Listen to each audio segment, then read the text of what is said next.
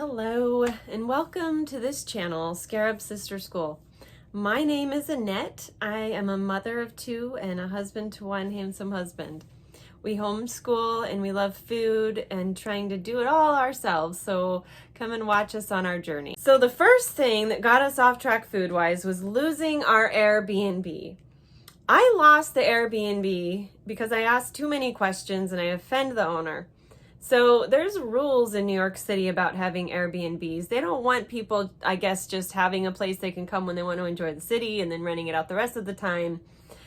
I've heard that Airbnbs are not great for neighborhoods. Imagine there's like crazy teenagers that come through and party, or just disrespectful people that come through there. So I was really concerned and I checked with her, like, are you compliant with all of the rules? She was a super host. And she said that she was, but she got mad at me. And so I ended up getting us a hotel, I should say me and my husband, in the theater district, because when I was 19, my step aunt, Ramona, came and performed in New York City at Carnegie Hall. And my grandmother and I went up and visited from Easton, PA, which I was visiting her at the time. So the theater district in Times Square was my tourist idea of what New York is why we ended up in Times Square with no kitchen, of course, because hotels aren't going to have kitchens. Usually when we go on vacations, I like to have a hot plate and a fridge. Thankfully, the hotel did have a fridge, so I was able to stock up on things like yogurt and milk and a little bit of lunch meat. And I even got some falafel at a grocery store that came with some hummus. That was really good. I don't remember the name of that store, but I'm going to tell you every little detail of our food journey. So in the homeschool style that we practice, Charlotte Mason, there's something that we do called a travel journal, and travel journals don't always mean that we're traveling. So we've pretend traveled to Mexico and France, and then we decided to actually for real travel to New York City, which has been said to be a place that the whole world passes through. So what better place, one stop, to kind of see it all.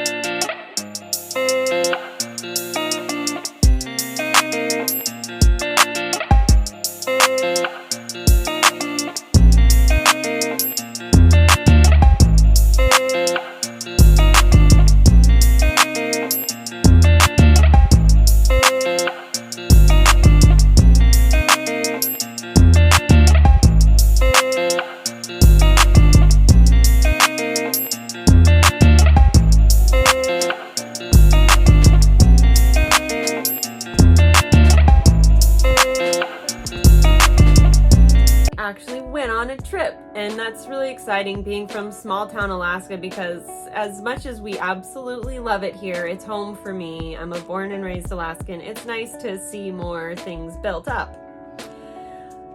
Manhattan. So what were my reasons for going there? Art, culture, Broadway, food. And I expected it to be a foodie trip and for it to be affordable. Manhattan's not known for being affordable, of course, right? So what was I thinking? Well, I didn't think about the 20% tax and sometimes gratuity that they added, even though we're only a party of 4. Well, I thought that I would be eating lots of gyros and tacos made with homemade tortillas and Dominican food and delicious noodles that they make in Chinatown for breakfast. They're rice noodles.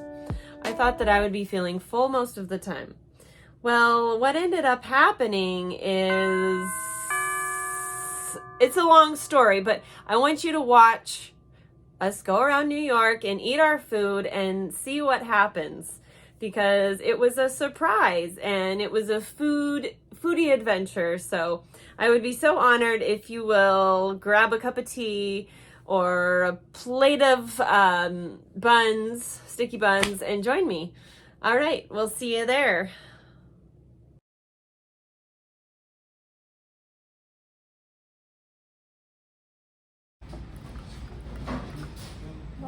On 49th Street, between 8th and 9th Avenue, is where you'll find this dog-friendly little cafe called Barking Dog.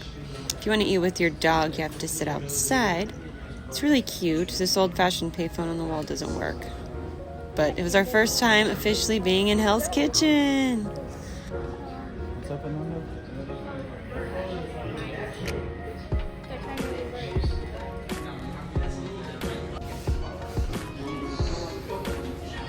What do you think? What do you think of the coffee? It's really strong. It's good. So, that's coffee, yeah, right? It's the main line in it.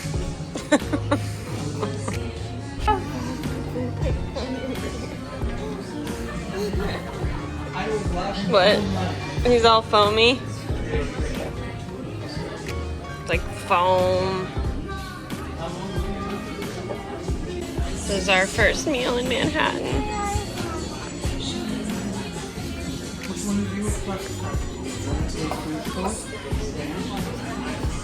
I feel really bad complaining about anything, especially food in Manhattan, so I hope that you'll forgive me.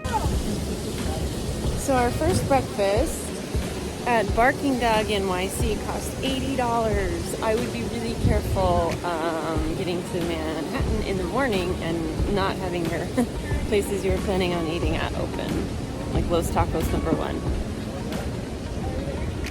Live and learn. Leaving the Barking Dog with that $83 bill after our first breakfast was just a little bit of a buzzkill, and so this is where we started realizing we're really gonna have to watch it. So our next meal was the next night at Los Tacos #1. We ended up having one meal a day instead of eating out 3 times a day and supplementing the rest from the grocery store. So thank you to the Food Emporium and Morton Williams Market and even Target, which I stopped by a Target one day when I was walking back to the hotel on Broadway.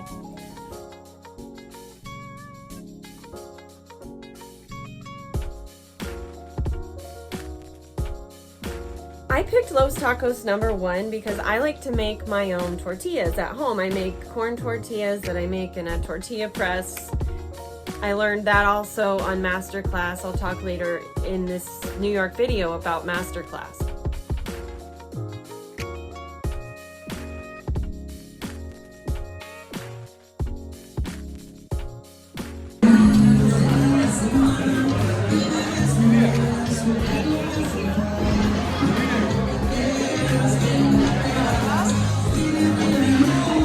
Tacos #1 was a fun and a crazy experience. So we got to Manhattan and Alaska is 4 hours behind.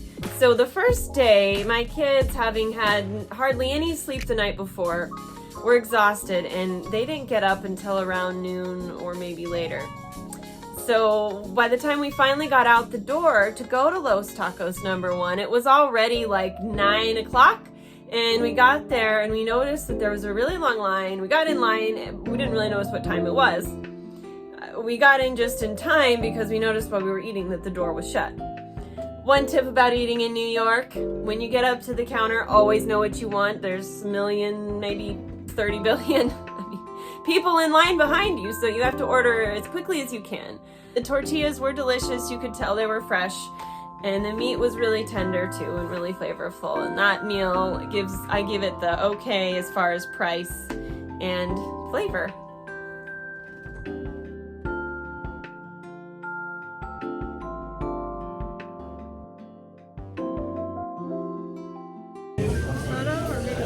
video. I don't really know. I don't have anything to say at all right now. Still filming? Yeah, I'm filming. Yay!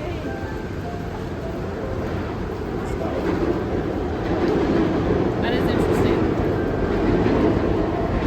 Is It's it really good? good. It's super mild. Great. Oh, what'd you get? Why are you trying mine? Oh, you got me a drip coffee? It tastes the same. Americano's a little smoother. Okay. Okay, well, I guess we can look around. You want ice cream or protein? Retta, point it. What's so special about these bathrooms, Retta? They're pasta people. Pasta people! The pasta lady and the pasta man. Because they're making pasta right over here behind us.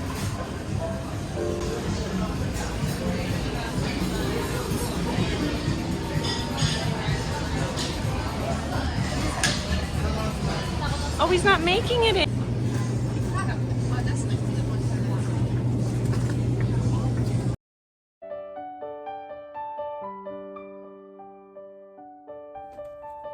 Being a gluten-free foodie, I researched New York City before I went, and I looked for all of the gluten-free places I could find that sounded like really good, like I liked their ingredients and I liked the way that it seemed like they focused on gluten-free. So a lot of places that have gluten-free pizza, they'll say $2 and we'll add a gluten-free crust, or $3 or whatever.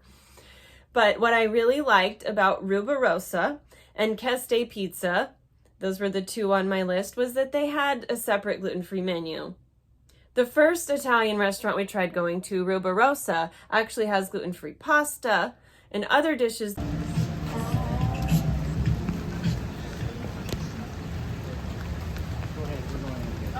Oh, you have reservations, we're going with you. Oh, yeah, no, we're just going in. I'm just kidding. They need reservations. How long are they?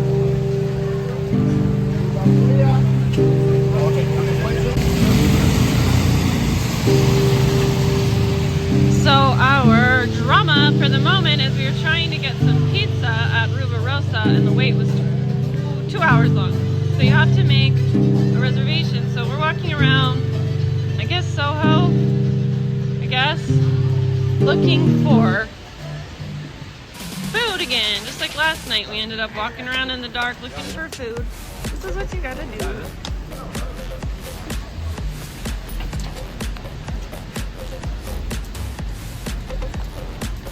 This looks like a really fun part of town to live, doesn't it? There's a lot of great shops.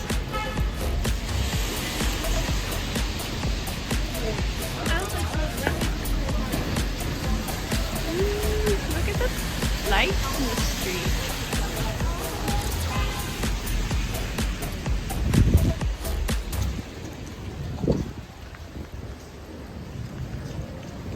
Everything just gets so pretty.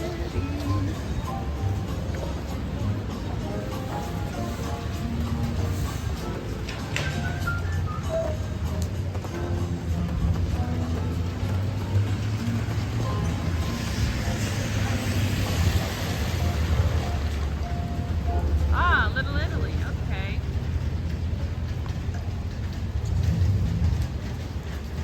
We're in Little Italy, I didn't know that. So we're going to look for pho since the pizza didn't work out.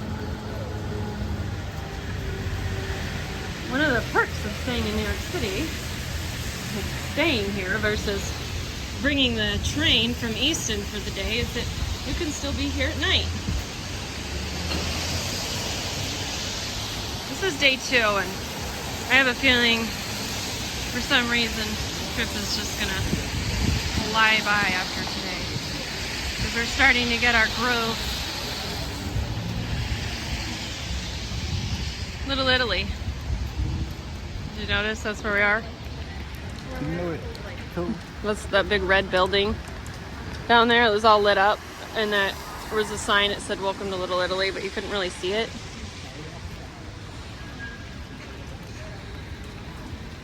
It was a very rainy, Why isn't Italy in here then? rainy night in New York. Where's the place called Called Italy? what?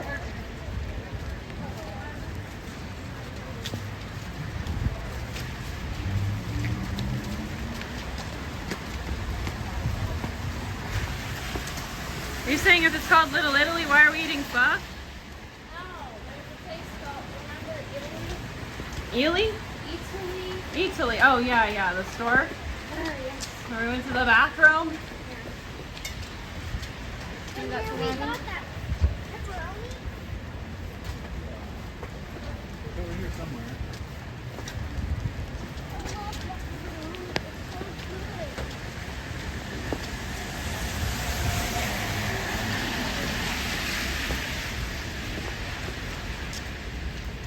I wonder where that Airbnb was, you know? Around here somewhere, maybe? I don't really think so, actually.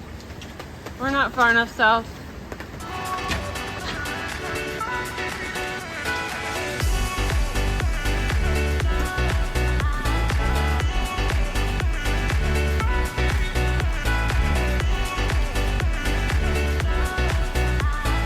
Is this it? Bobong? Hopefully not too crowded. Doesn't look like it is.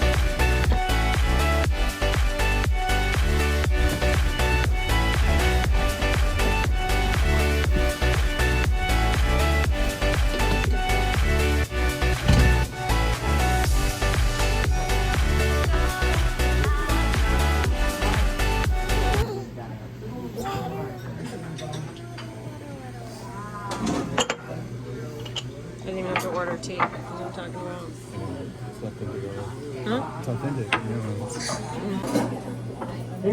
Hi. So we were on our way to Ruberosa and it didn't work out and we ended up at Foodie Tour. And they have tea. They served us oolong without asking, which is like makes me so happy. In Wasilla, when I ask for tea, they look at me funny. Even at this one place that's supposed to be Chinese food or Thai food or something, they had maybe a Lipton. I live in Wasilla and I love it. But it's so fun to be around a place that actually understands what I like. Thank you.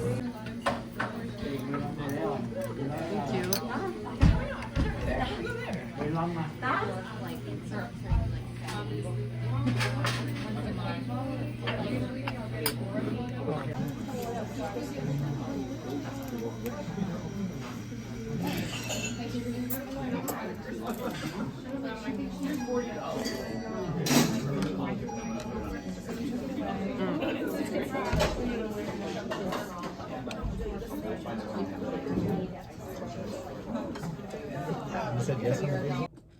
The pho at Pho Bang was excellent. So when they bring it to you, it actually isn't cooked yet. It's raw and they pour the hot soup broth on it and that's what cooks it. He was kind enough to stir it for our youngest daughter who's 8 because she was a little bit like, why is my food not cooked?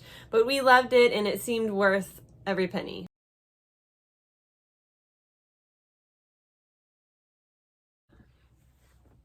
You might not think that the museum would have very good food, and it is definitely a little bit expensive and hard to tell in cafeteria style how much it's going to cost when you have to weigh it. But the thing that we really liked about the cafeteria at the museum was that they had cauliflower crust pizza. Our youngest daughter, Loretta, is a pretty picky eater, and she actually, that was the only pizza in New York that she liked, despite us trying another place. I liked my cod and my corn on the cob that I got. And the best part is being in the Natural History Museum and having food. It would be really hard to get through the day there without food. And even though we try to always have enough snacks, it's just, you need a warm meal. It always comes down to that. So I was really thankful for their museum and cafeteria. The second day we ate there, first day we went was Tuesday. Second day was Thursday. We ate at the cafeteria again. I didn't get any pictures of that because we were just so in the moment.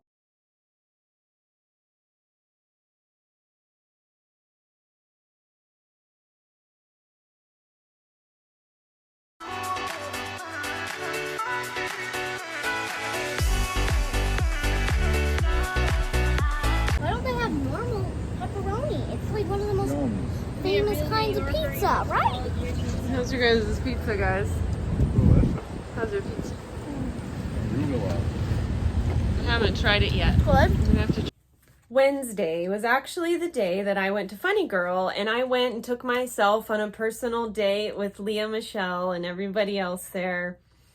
Later, when I came home, the family had been resting, as I think that they needed to after 2 really busy days of walking around Harry Potter's store, Lego's store, all the way down to Flatiron, back to Times Square, across the Central Park to the Natural History Museum in the rain. They needed a break. But when I came back, it's like, okay, we're in New York. We need pizza. Let's go get this pizza. Ruberosa didn't work out, and the kids got pizza at the museum. I still haven't had pizza, so we decided to head down to the other pizza place on my list, which was also recommended by Here Be Bar, and I liked their menu. They have a separate gluten-free menu. We went down to the financial district via Subway and found Castay Pizza. Try it. That's really good. So we got a Castay and a salami Castay pizza.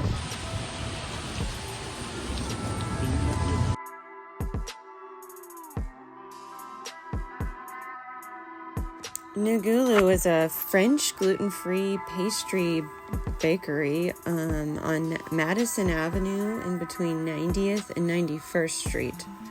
It felt like being at a neighborhood coffee shop, and I felt so relaxed. I really didn't want to take any video, so I only have video of us going in. They have gluten-free donuts and like croissants and stuff, I think. Oh, okay. You booped the camera. Practically. Because you got so close to it.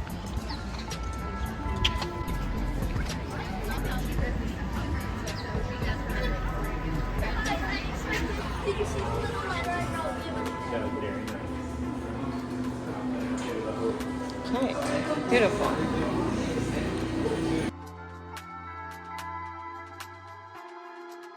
They have breakfast sandwiches in the works, but we were there a little bit too late for that. I'm gonna have to buy their cookbook.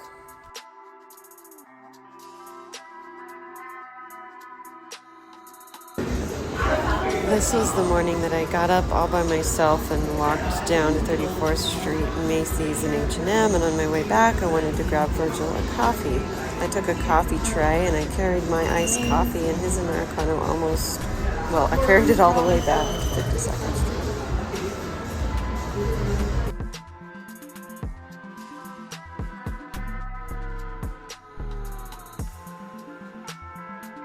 I saw a gelato place across the street from our hotel, and Loretta had been asking for gelato at the museum, but I didn't want to just get museum gelato. I thought, let's wait and get some real gelato.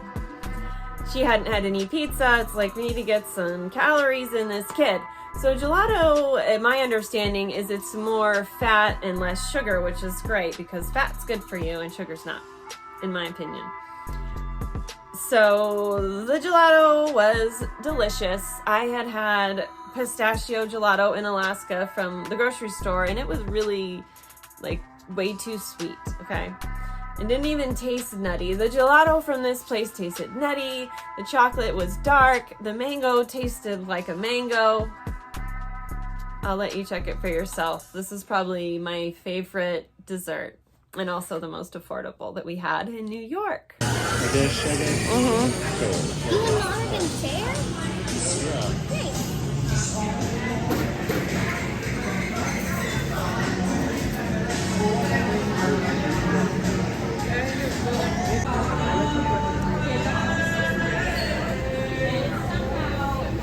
How is it?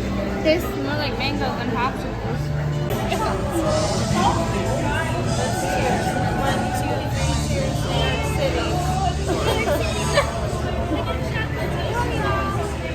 Everybody take a bite.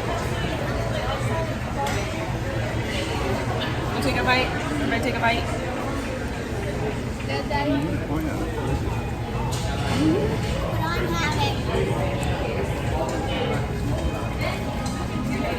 guess what it is easily. I was just Cookies and cream. And what you getting on the? mango. Tastes How like is a real it? mango. It does.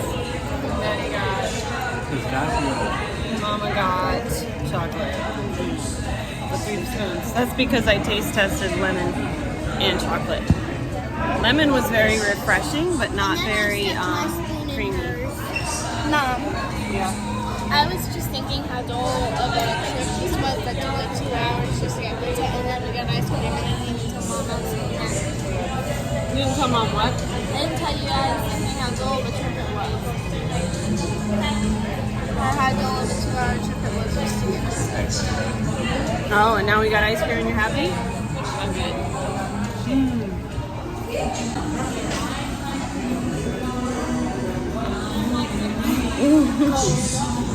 Loretta wanted gelato at the Natural History Museum, and I said no because we were already spending a bunch of money on our lunch. And of course, it's expensive there, and now we're at a real gelato place. So I I'm so glad I got this instead. They probably don't have cookies and cream there. right? I need to help them eat this stuff before it goes bad. Or mango. Right? They wouldn't have had mango at the History I Museum. feel a big chunk of Oreo right here. Like a big chunk. Alright. Talk to you later. Bye. Oh, it does look like the Liberty Tour. That's what I thought of it. Me too. When Loretta was like, look what I did. I'm like, oh.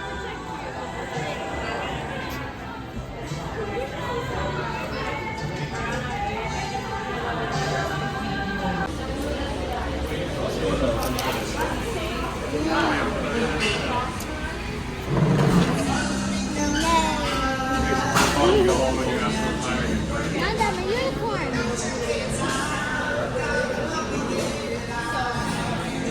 Test the spell. Wingardium Leviosa.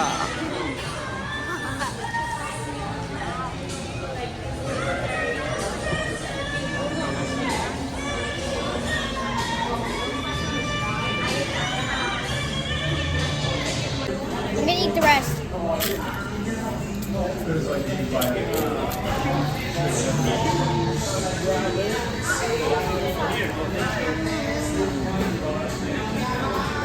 Nothing is better than ice cream. I mean, food-wise.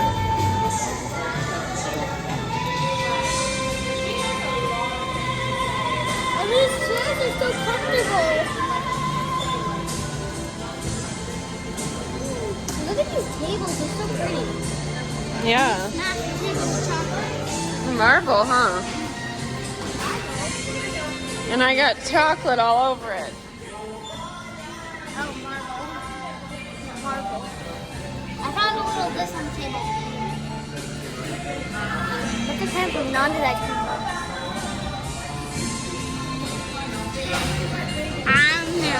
How's the Broadway Lights been treating everybody? Non to be a unicorn, you have the perfect purple unicorn horn.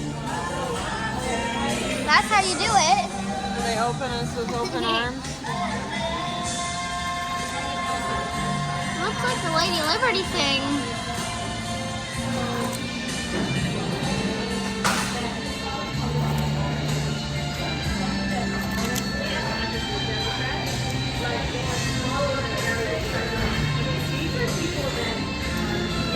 Smoke on the terrace and into the kitchen. I don't want no other way of living. Smile so big, I wanna take a picture. Nothing can replace the feeling when I'm with you.